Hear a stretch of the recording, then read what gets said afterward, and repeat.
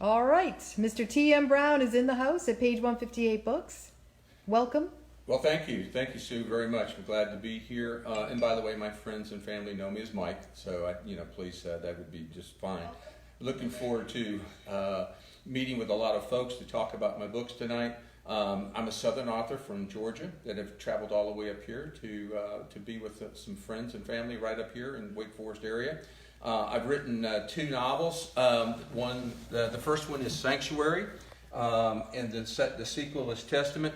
Sanctuary, if you like Southern novels, Southern fiction, that talks about what it's like to be in a small rural town that is caught up in the challenges of going from being a traditional town of the 20th century, dealing with 21st century issues, and how that is causing the town to struggle with its identity.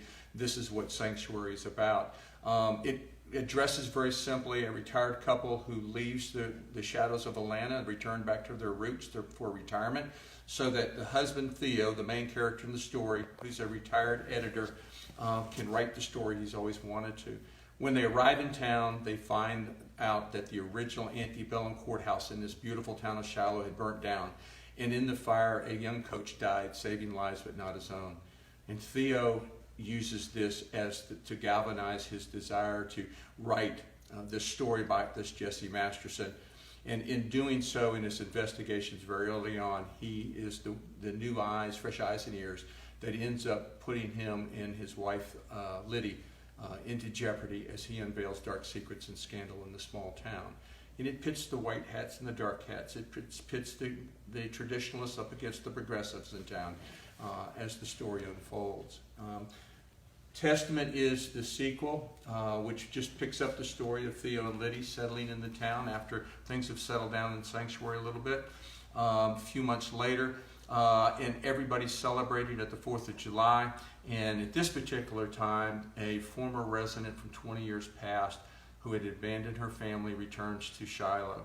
And when she arrives in town, it seems like her reasons for getting back in touch with her family, who hasn't heard from her all these times, with her boys now grown, seems to be on the up and up, but unfortunately tragedy follows in her wake. So I'll kind of leave that one there just to let you know it just continues the saga as Theo and Liddy get thrust back into revealing the truth of her, the purpose of her arrival.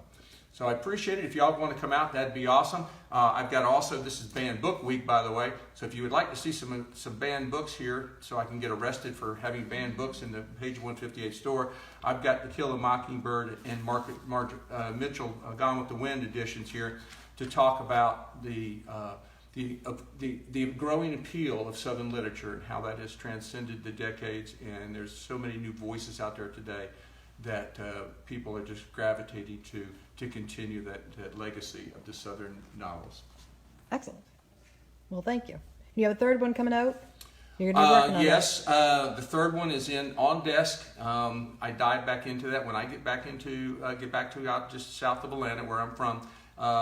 People know that I'm about to go into hibernation for about 3 or 4 months while I get book 3 completed and I get it ready to be published. Hopefully to be out next year about this time, and we'll see how that goes.